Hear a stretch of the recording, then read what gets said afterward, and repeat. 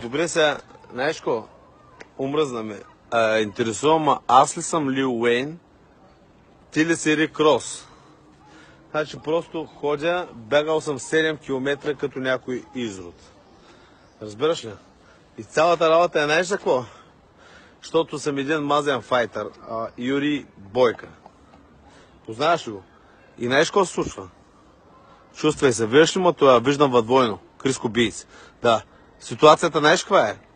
Ситуацията е така, че примерно няма проблеми, нерви, това, много стрес, няма проблеми.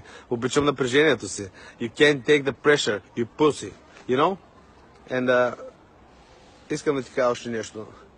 Чувствай се, шибай се отзад. Аз ли съм Осман Паша? Аз ли съм Осман Паша? Ти ли си нали, цар Соломон? Джендери напред. Думкайте се отзад. Мен не ме интересува нищо. Аз отивам да се шибам тая вечер и да смъркам.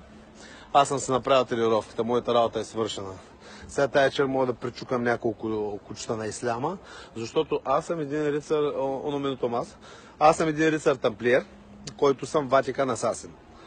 Няма проблеми. Аз отивам и трепя за папата. Защото обичам религията си. Религиозно ми е Колев. Шибайте се в газа.